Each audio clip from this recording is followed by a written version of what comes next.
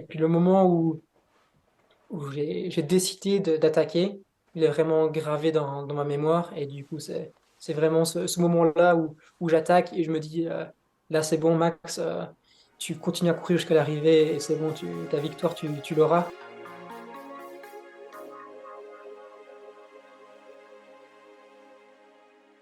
Salut Maximilien, merci de prendre le temps pour cette discussion. Je pense que la première question que je peux avoir pour toi, c'est raconte-moi cette journée. Alors tu m'as envoyé un message il n'y a pas longtemps en me disant que tu allais avoir un test antidopage, donc j'ai envie de savoir ce qui s'est passé aujourd'hui. Bon, la journée elle a commencé quand même bien avant ça, vu qu'il est 18 heures passées. Donc ce matin, bon, j'ai eu déjà une grosse journée d'entraînement, j'avais 3 entraînements aujourd'hui.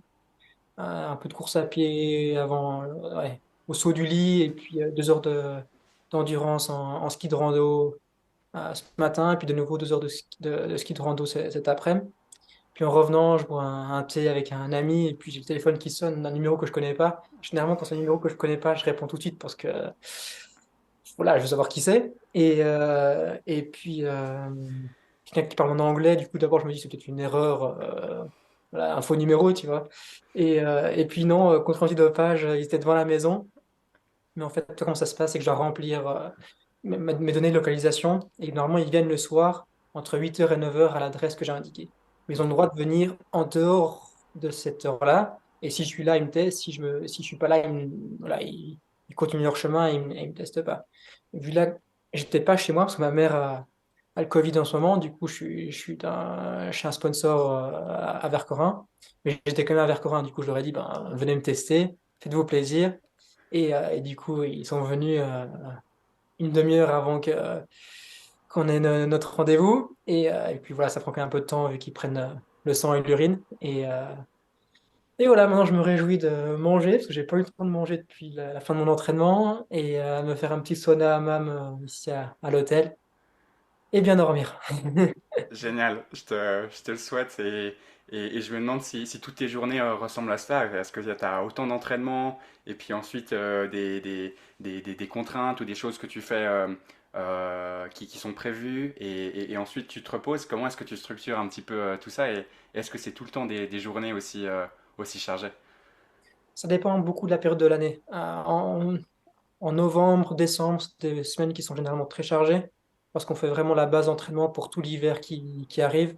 Donc bon, là, j'ai une semaine à 20 heures d'entraînement. Voilà, aujourd'hui, j'avais presque 5 heures d'entraînement. Demain j'ai que 1 heure, mais voilà, c'est un peu ma journée de repos. Mais après des contraintes, ben, tous les jours, je dois annoncer où je peux me faire tester. Je dois donner un créneau horaire d'1 heure. Mais voilà, sur cette année 2022, c'est mon sixième test. Euh, Deux se sont faits à la maison, deux sur des compétitions l'hiver, mais pas le jour de la compétition, et puis deux juste après des compétitions. Donc voilà, c'est quand même toujours un petit stress de se faire tester et tout ça, mais voilà, c'est comme pour toute chose, on prend rapidement l'habitude, on sait comment ça fonctionne, et après voilà, on sait que c'est important aussi de prouver qu'on est propre et que on est fair play dans notre pratique sportive. Voilà. J'ai vu un de tes interviews avec RTBF Sport et il t'expliquait justement que tu voyais pas cette passion et cette carrière comme un sacrifice justement, tu le voyais comme une passion et que tu te donnais à fond. Du coup, voilà, les choses un petit peu contraignantes, elles valent tout le plaisir que tu as à côté. Est-ce que tu pourrais me décrire justement tes deux passions en fait que tu fais tout au long de l'année? Bon, bah, t'as bien fait de dire que je parle jamais de sacrifice quand je parle de mon sport. J'aime pas associer ce mot à tellement négatif, tellement fort avec quelque chose qui compte énormément pour moi. Et donc, ben voilà, j'ai deux passions ou une seule passion, comme je l'ai dit récemment, c'est que ma passion, c'est la montagne. Et donc, que ce soit l'été ou l'hiver, l'été, je fais du trail, la course en montagne, et l'hiver, du ski de randonnée ou la version ski alpinisme qu'on donne à l'aspect compétition de ce sport. Et donc voilà, toute l'année, ben, je parcours les montagnes, que ce soit basket au pied l'été ou ski au pied, et l'hiver. Et pour moi, parcourir les montagnes tous les jours, il n'y a rien de plus beau quand j'ouvre le matin, j'ouvre les rideaux de ma chambre le matin. Je vois ces montagnes qui se dressent en face de moi et je me dis, allez, aujourd'hui je vais là, demain j'irai là-bas. Je planifie mes sorties comme ça et puis Puis j'essaye de combiner les entraînements structurés que j'ai avec la découverte des magnifiques montagnes qu'on a à disposition ici en Suisse. À fond, à fond. Et je pense qu'en Suisse, tu as presque une version illimitée de tous les chemins que tu peux parcourir et ça doit rendre l'entraînement très agréable. Donc le mot vraiment qu'on a, c'est donc montagnard. Quand on voit toute l'année, tu es en montagne et pourtant, du coup, tu concours pour l'équipe de Belgique. Est-ce que tu peux aussi nous Ouais. raconter un petit peu comment ça s'est passé de ce côté-là? Donc, je suis belge d'origine, hein. Mes deux parents sont belges. J'ai vécu les 10 premières années de ma vie à Bruxelles et dans le Brabant wallon, hein, au Hmm. sud de Bruxelles. Et puis, quand j'avais 10 ans et ma sœur 9 ans, mes parents ont décidé faites vos bagages, on part habiter dans un petit chalet de vacances qu'on avait à Vercorin en Valais. Et donc, depuis 2008, je passe quand même beaucoup de temps dans les montagnes valaisannes. Et, euh, et je cours pour la Belgique parce que voilà, quand j'ai fait mes premiers championnats du monde, ça remonte déjà à presque 10 ans, c'était en 2013 en France. Mhm. À ce moment-là, j'avais que le passeport belge. Et donc voilà, si je voulais concourir dans ces championnats du monde, c'était la catégorie cadet à l'époque, ben, j'avais pas le choix de courir pour la Belgique. Et puis en décembre 2016, mes parents avaient fait les démarches et j'ai fait les démarches pour obtenir la nationalité suisse. Et du coup, ben, à partir de décembre 2016, la question s'est posée, est-ce que je cours pour la Belgique? Je continue à courir pour la Belgique, mes origines, ma famille, mon histoire, ou est-ce que je cours pour la Suisse, ben, ma terre d'accueil, mes montagnes et ma culture sportive, parce que voilà, c'est pas des sports qu'on pratique en Belgique. Mais voilà, quand même, la balance a fait que je décide de continuer à courir pour la Belgique. Et aujourd'hui, c'est pas du tout un choix que je regrette. J'aime bien être ce petit Belge qui se débrouille bien dans les montagnes et qui arrive à concurrencer les grandes nations alpines ou grandes nations ouais, qui ont des montagnes à leur disposition. Parce qu'en Belgique, enfin, le point le plus haut, c'est un peu plus de 600 mètres. Je crois que c'est quelque chose comme ça, 695 mètres. Mais en Suisse, je m'y plais bien. Super. Donc t'es façonné par les montagnes. Et Ouais, fasciné du coup. Tu me dis que c'est ouais, l'environnement qui te plaît. fasciné par les montagnes. Quand je suis arrivé, ben, j'ai pas, certains pensent que j'ai déménagé en Suisse pour faire du ski de rando ou du trail. C'est pas du tout le cas. Moi, j'ai déménagé ici. Mes parents, ouais, ma famille a déménagé ici. Et puis, c'est seulement en arrivant une fois ici que j'ai découvert ces sports et que petit à petit, ben, ces sports sont devenus ma passion et presque ma raison d'être. Euh, mais, euh, mais ouais, non, venir habiter en Suisse, ça a vraiment été un grand déclic pour moi, que ce soit au niveau scolaire, au niveau sportif aussi. Hmm. Là, je me sens vraiment bien dans ce beau pays. Et donc au niveau scolaire, raconte-moi un petit peu ton parcours académique et comment tu as réussi à le balancer avec ta passion. Ouais, ça a toujours été toujours un grand défi hein, pour les sportifs de combiner que ce soit l'apprentissage, que ce soit les études, que ce soit même un travail peut-être par la suite avec un sport de haut niveau. Au début, les, les études passaient quand même au premier plan. C'était quand même réussir ses années, bien réussir ses années, pas d'avoir d'examen au mois d'août. Et puis les études, le sport, c'était les week-ends où les devoirs étaient finis. Et puis petit à petit, ben, surtout à partir du moment où je suis arrivé à l'université, ben, avec le sport se passait vraiment bien. J'obtenais des podiums dans les catégories junior ou U23. Et du coup, voilà, les études, tant que je réussissais, après je réussissais toujours très bien, mais euh, ils ont, je me consacrais quand même principalement au sport. J'allais peut-être une vingtaine de jours par an à l'université, le reste, je faisais tout à distance. Et puis aussi, j'ai obtenu un contrat de sportif d'élite de l'Université de Lausanne pour mes études. Donc, je ne sais pas si je l'ai dit. Et donc, je fais un master en management Hmm. après avoir fait déjà un bachelor. Et donc là, je finis mon master. Est-ce que tu as l'impression que ce master en management t'aide aussi dans ta vie de sportif? Est-ce qu'il y a quelque chose que tu peux transférer d'un côté à l'autre? C'est clair que ben, on acquiert des compétences dans les études en management et certaines de ces compétences, ben, je peux déjà les appliquer dans ma carrière sportive, que ce soit contact avec les sponsors, que ce soit juste gestion de ma personne, mon enthousiasme, etc. Il y a toutes des choses que j'ai pu apprendre à ce niveau-là. Euh, et puis mon sport m'aide aussi beaucoup pour les études, que ce soit la confiance en soi, que ce soit ma gestion du stress, que ce soit euh, juste rien que le fait que je mène mes projets à fond et que quand je me fixe un objectif, je mets tout en place pour l'atteindre. Et donc, j'aime bien euh, bien avoir cette balance entre le sport et les études. Ouais, et puis t'as un sport où il y a aussi beaucoup d'endurance, donc je pense que le fait aussi de s'asseoir à une table et puis de devoir travailler, de faire bon, je suis en HEC aussi, donc faire les calculs, faire préparer des examens, des projets, c'est toutes des choses qui dans la tête ont un impact bénéfique. Est-ce que tu as des outils ou une préparation mentale que tu mets en place pour la compétition? Pour la compétition, oui, bien sûr, depuis maintenant 2 ans, j'ai une préparatrice mentale qui me suit. On a commencé vraiment juste à discuter et puis on a évalué mes forces et mes faiblesses à ce niveau-là. Et puis là, depuis un peu moins depuis un peu plus d'un an maintenant, on travaille sur un outil qui s'appelle la PNL. C'est la programmation neurolinguistique, sauf erreur.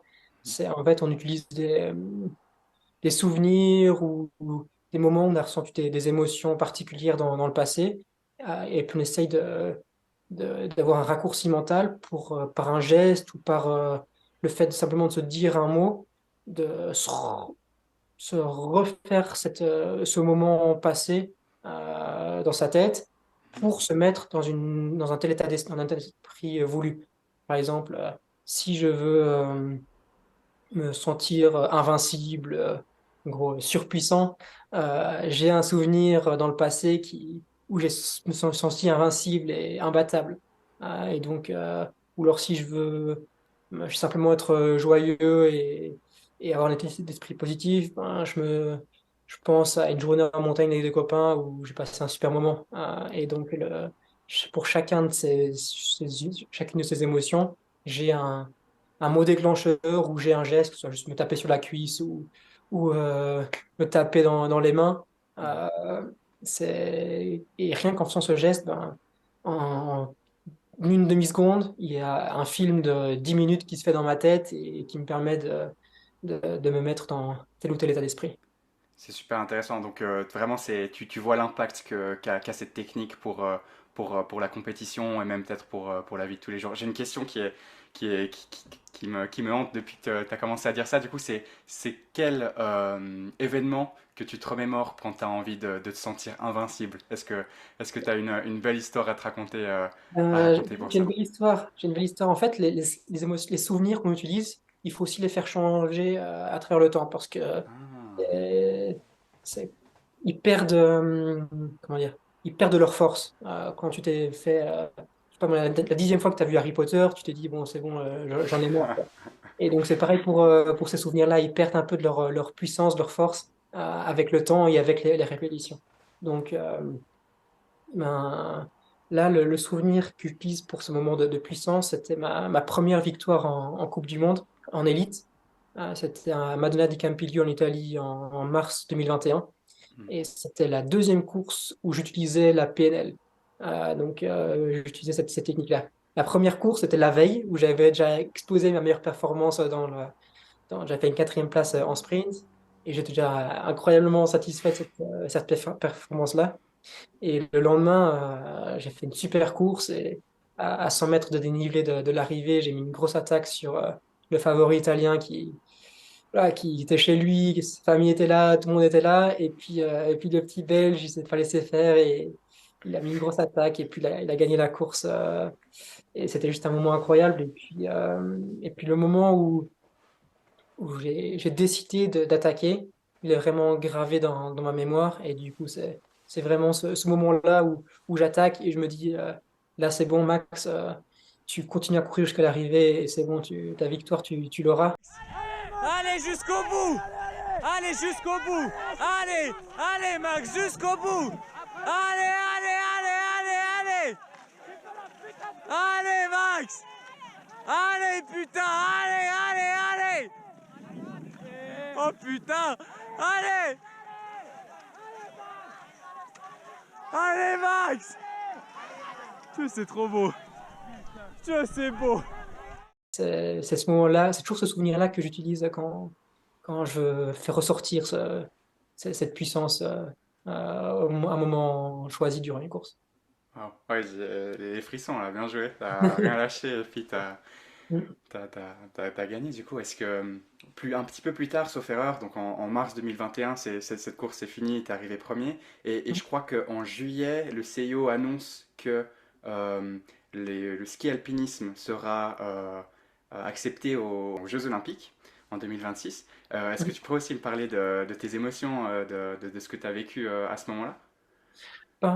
C'était une nouvelle, c'était officiellement décidé à ce moment-là. Après, il y avait déjà des rumeurs, il y avait déjà des Hmm. discussions, il y avait déjà beaucoup de choses qui se passaient.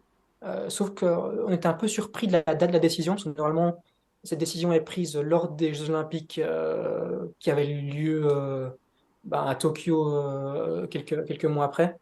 Mais donc, en fait, cette décision, c'est clair, elle a apporté beaucoup d'émotions positives, mais je dirais que ça a plus apporté beaucoup de changements sur dans ma pratique sportive, parce que déjà avec mon résultat, ma victoire en Coupe du Monde et cette décision du CIO, je me suis dit, ben, Max, tu as vraiment ta place dans ce sport. Vas-y, mets toutes les chances de ton côté et vis ce rêve à fond. Parce que c'est un peu ma devise, c'est trouve ta passion et vis-la à fond. C'est par ces mots que je vis. Et donc, depuis un peu juillet 2021, j'essaie de mettre un maximum de choses en place pour être sportif professionnel et vivre de mon sport et de ma passion. Et donc, voilà, petit à petit, j'ai réussi à avoir aussi des soutiens de la Belgique, parce que quand un sport devient olympique, généralement, il y a beaucoup de soutien institutionnels qui se manifestent et qui proposent aux athlètes qui ont des chances de médaille ou des chances de top 8 au JO d'avoir certains avantages. Et donc, là, petit à petit, tout s'est mis en place et maintenant, j'ai la chance de vivre de ma passion. Génial. Est-ce que tu as les yeux rivés sur Milan 2026 ou est-ce que tu prends aussi chaque compétition une après l'autre comment ça se passe à ce niveau-là, la préparation? Je dirais que je prends chaque course une après l'autre, mais qu'il y a toujours un regard à long terme dans mes courses. Par exemple, là, je travaille avec différents experts en Belgique. Ça s'appelle le Centre d'aide à la performance sportive. C'est tous des experts, les meilleurs experts en Belgique de chaque domaine, que ce soit la nutrition, la préparation mentale, que ce soit tout ce qui est biomécanique, que ce soit tout ce qui est musculaire, etc., qui se mettent ensemble pour aider des sportifs de haut niveau à atteindre les meilleures performances possibles. Et donc, je travaille avec ces experts-là pour optimiser mes performances en vue des JO de 2026. Et donc, je suis pas assuré d'y être parce que il y aura des critères de sélection qui seront annoncés en septembre 2023. Mais d'ici là, j'ai quand même, entre maintenant et 2026, j'ai quelques années un peu pour tester pas mal de choses. Et donc, quand je suis au départ d'une course, je pense pas au G 2026. Je pense à cette course-là. Je pense à mon objectif du jour. Mais j'ai quand même une vision après ma course à long terme, disant ça a bien été, ça, il faudrait que je change. Ça, il y a moyen d'optimiser. Et donc, après chaque course ou même avant chaque course, il y a des protocoles que j'essaye de suivre et de mettre en place en vue des courses futures ou encore plus loin des JO. Ok, donc ouais, petit à petit, tu as des leçons, tu as des choses que tu peux apprendre. Et, Ouais. euh, et je vois aussi du coup que tu es bien entouré avec ces équipes médicales pour la nutrition, etc. Est-ce que tu dirais aussi que les athlètes qui t'entourent, on va dire que j'imagine peut-être que tu t'entraînes avec d'autres athlètes, que ce soit pour le même sport ou d'autres, est-ce que ça aussi, ça a un grand impact sur ta motivation et sur par exemple, ta discipline lors des entraînements? Je m'entraîne quand même très souvent seul. Ok. Je commence à solitaire dans ma pratique sportive. Ça me dérange pas du tout d'aller m'entraîner 5-6 heures seul en montagne. Après, j'adore partager ma passion, que ce soit avec des amis durant l'entraînement, ou que ce soit par les réseaux sociaux, etc. J'adore faire des petites stories. J'ai ma petite GoPro qui m'accompagne partout. Mais c'est clair que mes concurrents, souvent je dis qu'ils sont amis avant d'être concurrents. C'est des sources d'inspiration pour moi. C'est des personnes vers qui j'hésite pas à me tourner quand j'ai des questions. Mon entraîneur Yannick Ecker, un ancien athlète de l'équipe suisse avec qui je m'entendais super bien et avec qui je travaille maintenant depuis 2 ans. Et puis c'était aussi lors de ma victoire en Coupe du Monde en mars 2021. C'était assez émouvant de voir tous les athlètes de toutes les nations venir me prendre dans leurs bras et me féliciter et de voir qu'ils avaient presque la larme à l'œil de voir que j'avais gagné cette course. Même des coureurs italiens, ils étaient trop contents pour moi parce que voilà, je me bats depuis. Souvent, je me bats seul parce que là, j'ai pas de coach rien que pour moi. Je suis vraiment. Je me débrouille un peu comme je peux. Parce que jusqu'à ce moment-là, je me débrouillais comme je pouvais. Et de voir tous ces athlètes se tourner vers moi, me féliciter, c'est un grand moment. Et donc, voilà, j'ai souvent que tous ces concurrents sont des amis avant d'être des rivaux. Génial. Et je vois que du coup, le côté solitaire, par exemple, pourrait être un risque si, s'il y a une partie plus négative, par exemple dans la saison, ou une performance où tu aurais espéré faire un petit peu mieux. Comment est-ce que tu t'affrontes, peut-être pas la défaite, mais oui, peut-être des petites défaites ou quelque chose où tu avais envie d'être meilleur, ou tu voulais te sentir plus à l'aise pendant ta compétition. Qu'est-ce que tu peux me dire par rapport à ça? C'est clair que quand une performance n'est pas à la hauteur de mes attentes lors d'une course, la première chose, c'est t'as été déçu. Même quand tu es vraiment déçu, moi, ça m'est arrivé de pleurer après une course quand je voulais obtenir mieux que ça et que ça s'est pas bien passé, que j'ai mis beaucoup de choses en place pour cette course-là, que je l'avais préparée à fond. Ouais. Et puis ensuite, la deuxième réflexe, c'est d'analyser. Tu dis, mais j'ai mis tout en place, et qu'est-ce qui a bien pu se passer pour que ça aille pas? Mhm. Euh, et puis ensuite, généralement, je mets ça par écrit. Comme ça, je garde une trace j'essaie d'écrire ça assez rapidement, soit dans la journée, soit dans les 48 heures après la course.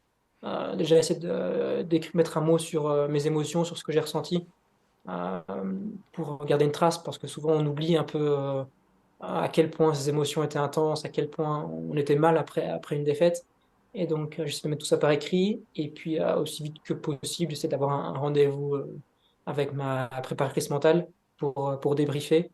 Et avec mon entraîneur aussi pour discuter de ce qui n'a pas été, ce qui a bien été.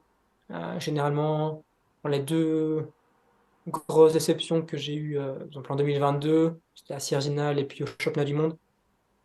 Ces 2 fois-là, je suis tombé malade une semaine avant la course, donc j'étais pas encore vraiment rétabli. Je sentais que j'étais à la limite entre presque la fièvre et voilà, ne pas prendre le départ. Mais voilà, quand tu t'es tellement investi pour une course, tu te dis ça peut quand même passer, ça peut quand même passer, ça peut quand même le faire. Mais voilà, souvent on te rappelle alors voilà, quand t'es pas à 100%, c'est dur de performer à ton meilleur niveau.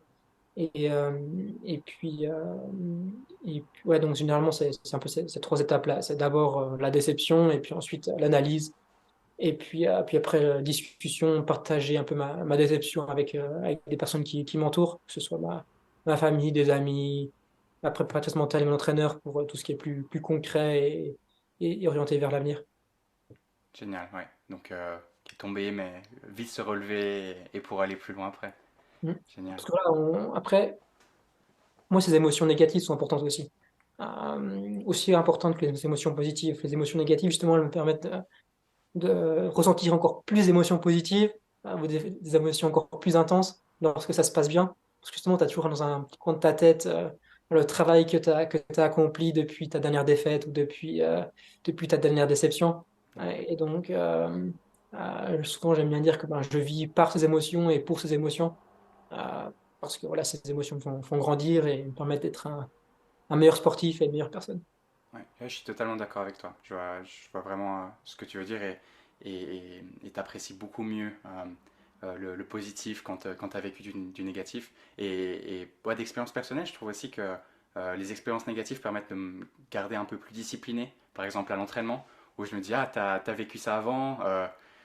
C'est aussi un petit peu, par exemple, je sais pas, parce que j'ai loupé une fois un rituel mental avant un match, et du coup, je suis là, ok, tu l'as loupé, maintenant il faut que tu le fasses, parce que sinon il y aura les mêmes émotions qui peuvent t'arriver. C'est vrai que il faut ouais, il faut faire face à la réalité, et puis que ça te permette d'avancer. C'est génial.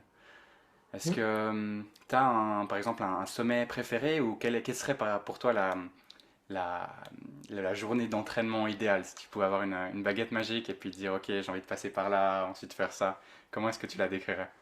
Mon camp de base en Valais, c'est à Vercorin. Je sais pas si tu connais cette petite station de ski Mhm. un peu aux portes du Val d'Anivier. Et puis, là, il y a un réseau naturel qui s'appelle le Vallon de Réchy, qui est très connu surtout l'été, parce que c'est une réserve naturelle et du coup, il y a quand même des belles balades, des chamois et petits lacs, des edelweiss, etc. Mais l'hiver, c'est un endroit qui est peu accessible, ou qui est moins accessible que l'été. Et donc, moi, généralement, mes journées, quand les conditions d'avalanche et tout ça, la météo le permet, c'est là-bas que je vais m'amuser à faire des petits couloirs, des petits sommets. Mais il y a un sommet où j'aime bien aller, c'est au sud vers Corin, ça s'appelle l'Abrinta. C'est pas un sommet très haut, c'est pas un 4000 mètres, c'est un sommet à 2600 mètres. Mais j'aime bien parce qu'à la fin, c'est un peu plus technique, il y a des chaînes et il faut un peu mettre les mains. Et du coup, j'aime bien aller là l'hiver, l'été. Et puis généralement, quand les amis me demandent Max, tu peux nous emmener faire un joli tour en montagne, c'est là que je les emmène parce qu'on n'est pas trop loin des pistes. On est à 300 mètres de dénivelé au-dessus du domaine skiable. Mais la vue depuis le sommet est juste incroyable. On est entouré de tous les 4000 des Alpes. On voit du Mont Blanc au Cerrin, on voit toutes les montagnes les plus emblématiques des Alpes, le Weisshorn, tous les sommets qu'on voit d'en bas généralement. Mais là, on est presque un peu plus bas, mais la perspective fait que on se croit là aussi haut que ces magnifiques sommets. Le petit Lausannois que je suis a pris des notes. Voilà. Tu voulais aussi parler des sponsors, je pense que ça peut être une bonne occasion de rebondir maintenant sur les sponsors. Par exemple, bah toi, tu es un sportif déjà accompli, mais peut-être pour d'autres personnes que je vais interviewer qui ont besoin aussi de soutien, ça peut être assez cool de parler de ça. Souvent, avant de dire, tu vois, quand tu commences en tant que sportif, généralement les sponsors, euh, ils font plus, comment dire, du mécénat qu'autre chose. Tu vois, ils te soutiennent, mais ils ne demandent pas forcément grand-chose en échange ou ils savent voilà, que ce sera compliqué pour toi de leur offrir des prestations ou de la visibilité ou des ventes à la hauteur de ce qu'ils t'offrent. Mais après, voilà, c'est une sorte de pari qu'ils font sur toi en se disant, ben, allez, je crois en ce jeune homme, il a du potentiel, il est Ouais, sympathique, il croit en lui, il se donne les moyens de réussir et ça m'inspire et du coup, je vais soutenir cette personne-là. Et puis à partir d'un certain temps, ben, tu as fait tes preuves, les sponsors, ils se disent, allez, maintenant, j'ai envie de récolter un peu les fruits de mon travail et de mon soutien ces dernières années. Et du coup, voilà, il faut faire évoluer notre collaboration à quelque chose de plus égal à égal, je dirais. Et donc, à partir d'un moment, quand tu commences à confirmer, ben, il faut réfléchir à qu'est-ce que tu peux offrir à tes sponsors autre que, je sais pas moi, qu'une mention sur Facebook ou qu'un logo sur ton t-shirt. Il faut aussi d'avoir quelque chose de plus, je dirais pas mesurable, mais de plus valorisant et pour le sponsor. Et mhm, du coup, voilà, ce que j'ai récemment fait, c'est que j'ai engagé quelqu'un justement pour m'aider dans ma communication et dans mon contact avec les sponsors. Après, là, c'est clair que c'est quelqu'un que je paye, que ça a un certain coût. mhm. Mais voilà, c'est important aussi pour justement créer une relation durable et que les sponsors soient ravis de toujours collaborer avec toi. Toi, certains de mes sponsors me soutiennent depuis, ouf, faut que je fasse des calculs, depuis 2016 ou 2017. Ah wow. Euh, et, euh, et donc voilà, c'est des sponsors qui sont là depuis toujours et ça me ferait un choc le jour où cette collaboration s'arrête. Et donc j'essaie de mettre de plus en plus de choses en place pour être comment dire, reconnaissant envers ces personnes-là et ces entreprises-là qui me soutiennent. Et puis voilà, si je pense un peu à mes sponsors qui me soutiennent depuis longtemps, ben, il y a l'entreprise à Genève qui fait du placement de patrimoine, qui s'appelle Forum Finance, qui qui me soutient depuis justement en 2016-2017 et qui a toujours été là pour moi, même en période de blessure, même voilà, quand il y avait la période Covid, etc., où je ne peux pas tellement faire de compétition, mais je m'entraînais toujours, j'avais toujours des frais. Et donc, et puis, d'autres sponsors, bien, tout ce qui est un peu équipement, il y a Skitrab, c'est une marque de ski de rando qui me soutient aussi depuis pas mal d'années, qui est basée en Italie et qui fait vraiment pour moi les meilleurs skis du marché. Et puis aussi ben, la station de Vercorin où je réside, que ce soit les remontées mécaniques, que ce soit une agence immobilière, que ce soit les restaurants, etc., qui me soutiennent depuis un peu nombre d'années et puis qui sont fiers de m'avoir. Et puis pas plus tard que lundi, je vais recevoir le mérite sportif de la commune de Chalais dont fait partie Vercorin. Et donc Félicitations. c'est sympa aussi de voir que la commune me suit et, et ouais, c'est une belle preuve de reconnaissance que de m'offrir ce mérite sportif. Super, super, c'est intéressant de voir aussi comment tu arrives à gérer et à avoir une relation avec ses sponsors ouais, je m'imagine que ça fait partie intégrante du travail d'athlète d'où le fait que Ouais, tu aies engagé quelqu'un aussi pour c'est ça. ça. Tu vois, quand tu progresses ou quand tu te professionnalises de plus en plus, ben, tu te dis, allez, j'ai fini disons que j'ai fini mon master management, ben, tu vas te dire, allez, j'ai le temps de faire tout, de faire les newsletters, j'ai le temps de mettre à jour mon site, j'ai le temps de faire les publications sur Facebook, sur Instagram, le temps de faire mon sponsoring. Tu dis, j'ai plein de temps. Mais quand tu atteins un certain niveau dans ton sport, Ouais.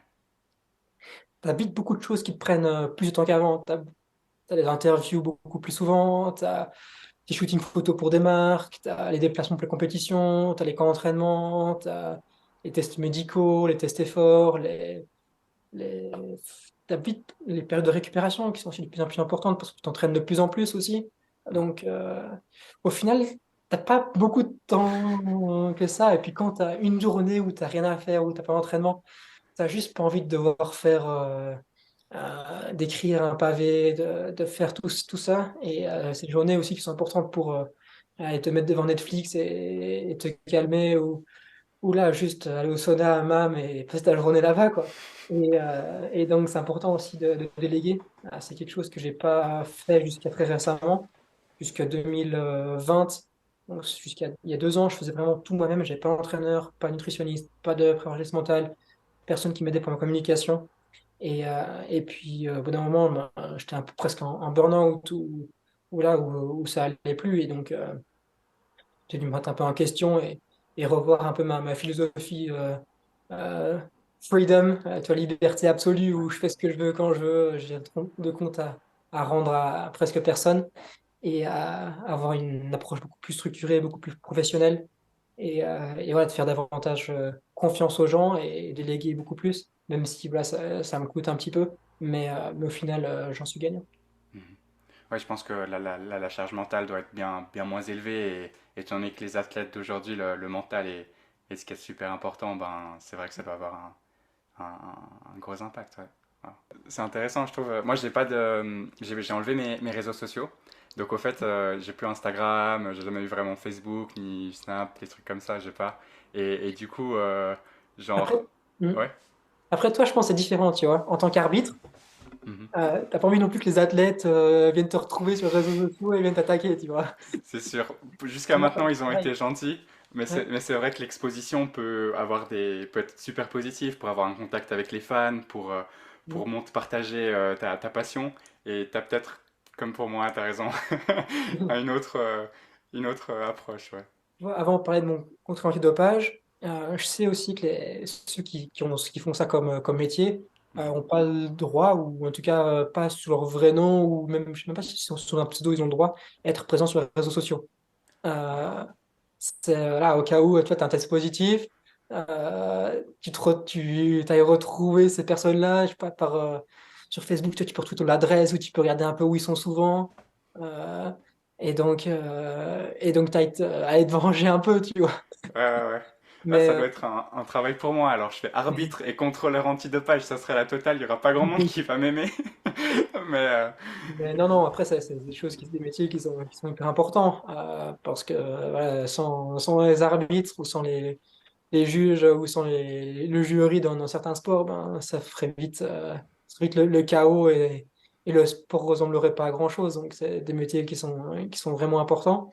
Et puis, ben, les contrôles antidopage, ben, c'est clair que c'est une contrainte parfois assez importante pour les athlètes. Tous les jours, je dois dire, où on peut venir me tester. Donc, ouais, t'as pas le droit, tu dois faire attention, pas de te tromper, de pas oublier de mettre à jour, etc. Mais c'est important aussi de prouver qu'on est clean et, euh, et qu'on n'a rien à se reprocher à ce niveau-là, et que nos performances sont honnêtes, elles sont vraies, voilà, elles sont ce elles sont ce qu'elles sont, quoi. c'est ça, ça donne toute la puissance et toute la beauté du sport ensuite de savoir que c'est un sport clean et puis qu'il y a que les performances sont authentiques. Ouais. Euh, Bah, c'est ça pour les matchs de hockey, il y a les arbitres. Je pense que pour toi, pour tes sports, c'est aussi beaucoup d'organisation. Il doit y avoir des courses mythiques où il y a des gens qui vont investir du temps, je sais pas, peut-être pour montrer, est-ce qu'il y a des gens qui montrent les directions, comment se passe l'accueil après au départ et à l'arrivée. Moi, je m'y connais pas du tout, donc comment est-ce que tu décrirais un petit peu ton expérience du point de départ justement à l'arrivée? Est-ce qu'il y a des masseurs qui sont prêts dès que vous arrivez à la fin? Comment ça se passe de ce côté-là? Ben, chaque course est un peu différente. Il y a des courses comme la patrouille des glaciers, tu as peut-être entendu parler. Ben, tu relis Zermatt à Verbier par les montagnes, qui est organisée par l'armée, où je crois que tu as 1500 militaires qui sont mobilisés pour la course, et il y a 4500 participants. Donc environ un militaire pour une équipe, toutes ces équipes de trois. Et donc là, tu as des organisations qui ont des dispositifs comme ça énormes, avec les hélicos qui tournent. Les équipes militaires sont là déjà depuis des semaines dans la montagne pour préparer le terrain, sécuriser, faire la trace, etc. Et puis, tu as des organisations voilà, où c'est vraiment des purs bénévoles qui sont passionnés, qui sont là, voilà, même si c'est dans un moment de souffrance voilà, où parfois ça se passe pas bien, pas comme tu le souhaites, ben, c'est des gens qui sont toujours là pour avoir un mot réconfortant ou toujours là pour t'encourager aussi et t'aider du mieux qu'ils peuvent. Et donc, après, voilà, il y a aussi les Coupes du Monde, c'est quand même assez différent. C'est des courses qui sont très cadrées. Il y a beaucoup de règlements, beaucoup de conditions à remplir, etc. Et donc, et c'est beaucoup plus professionnel aussi. Du coup, on a les équipes nationales qui sont là, il y a les staffs, il y a les kinés, il y a, il y a parfois les médecins, il y a les photographes, il y a les médias, il y a la télévision. Donc, il y a beaucoup de choses qui sont mises en place voilà, pour faire vivre le sport aux athlètes professionnels et que ces courses, souvent, pour le passé, les athlètes étaient tellement professionnels étaient plus professionnels que les compétitions ou que les fédérations ou que dans leur pratique. Euh, on était à un tel niveau d'exigence dans notre pratique quotidienne qu'on était presque déçus parfois des compétitions de voir, mais allez, c'était vraiment c'était presque comme un manque de respect envers les athlètes de voir le manque d'organisation ou de professionnalisme qu'il y avait Ouais, dans les fédérations, dans les organisations. Mais là, il y a beaucoup de choses qui se mettent en place pour les JO aussi. Euh, chaque geste des fédérations ou de la fédération internationale sont scrutés et analysés. Et donc là, le sport va dans une direction assez professionnelle.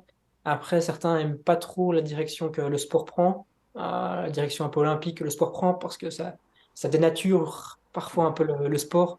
Tu vois, nous, c'est les grands espaces, la montagne, c'est cette liberté, ces passages techniques, c'est les risques aussi, parce que là, on est en montagne, il n'y a pas tout qui peut être contrôlé. Et puis là, la direction que le sport prend, c'est plus euh, danger minimal, parcours sur piste, petite boucle facile à filmer, à proximité des spectateurs et de la remontée mécanique. Donc, il y a un peu ces deux mondes entre vraiment les purs, les puristes Ouais. et ceux voilà, qui suivent la direction olympique.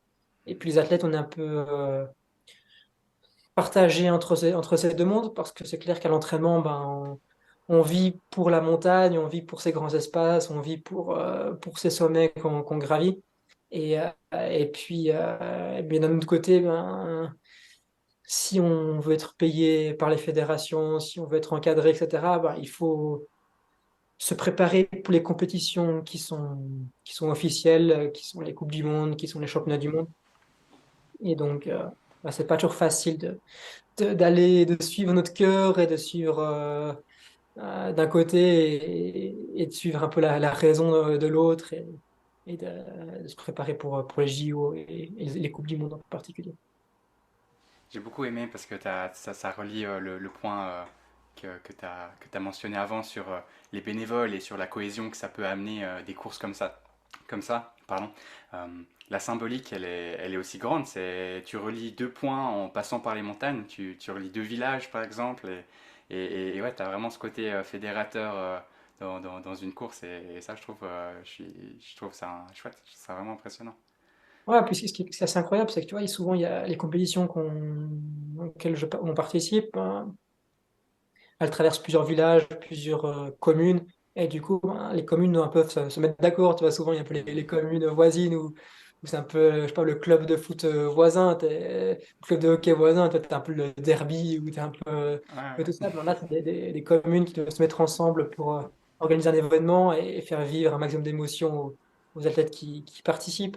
Et donc, c'est parfois assez chouette de voir toutes ces personnes qui généralement s'entendent pas trop ou avec qui elles discutent pas trop, à se mettre ensemble pour organiser des moments incroyables. Génial. Euh, pour le mot de la fin, est-ce que tu pourrais me partager des modèles, des personnalités publiques, des livres qui t'inspirent et qui te permettent d'accomplir tes rêves? Bonne question. Il y a beaucoup de personnes qui m'inspirent. Généralement, je commence par dire que ce sont t'as souvent au départ des courses en trail ou en ski de rando. Il y a je dirais pas de personnes âgées, mais je dirais des athlètes de 70 ans et plus. Et puis moi, c'est mes modèles parce que moi, je me vois pas vivre ma vie sans les montagnes et puis voir que ces personnes qui ont fait des compétitions toute leur vie ou quasiment, à 70 ans, sont toujours là au départ des courses, à mettre un dossard, à souffrir comme jamais. C'est quelque chose que je trouve très inspirant et j'adore discuter avec ces personnes-là pour voir un peu d'où elles viennent, quel parcours elles ont eu.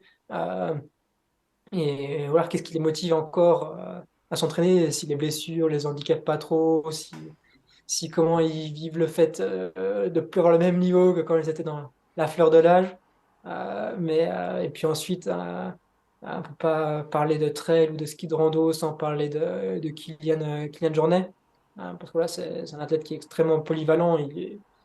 Il est bon sur des efforts de 30 minutes ou des efforts de plus de 24 heures. Et donc, avoir un tel niveau de polyvalence dans deux sports aussi en ski de rando et en trail, c'est quelque chose que j'admire beaucoup chez lui. Et aussi son niveau de professionnalisme. Il soigne vraiment chaque détail, il teste un maximum son matériel, il développe du matériel pour les courses auxquelles il participe ou les projets qu'il lance. Et puis voilà, c'est un peu ces modèles-là que je suis. J'aime beaucoup regarder aussi un peu ce que font les autres sports, à quel point ils peuvent être professionnels ou pas professionnels, ou à quel point la passion est présente dans ces sports-là ou pas. J'ai pas forcément un sport comme ça en particulier qui me vient à l'esprit, mais c'est important aussi de ne pas rester uniquement dans son sport et concentré sur ce que font les autres dans son sport, mais aussi regarder ce qui se fait en dehors. Là, j'attends des nouvelles, mais j'aimerais bien pouvoir faire des camps d'entraînement avec, tu vois, en Belgique, les sports d'hiver, c'est pas très grand. Et donc, j'aimerais bien faire des camps d'entraînement avec les autres sportifs, des autres sports d'hiver belges, que ce soit des biathlètes, que ce soit des fondeurs, que ce soit des skieurs alpins, pour justement avoir des échanges avec eux et voir à quel point notre entraînement est différent ou à quel point des choses peuvent se faire en commun entre nous. Et donc, c'est quelque chose que j'aimerais bien faire à l'avenir un peu plus. Mais, euh, mais voilà, ce que j'adore le plus, c'est peu importe la passion d'une personne, c'est de voir que cette personne a trouvé sa passion et voilà, est passionnée par ce qu'elle fait et met tout en place pour la vivre à fond. Génial, Voilà. c'est un très très beau mot de la fin. Je te remercie beaucoup Merci à pour toi. ton temps et puis pour cette discussion qui était vraiment chouette. Merci beaucoup, Maximilien. Et merci beaucoup à toi. C'était vraiment sympa de me contacter et d'avoir cette discussion avec toi.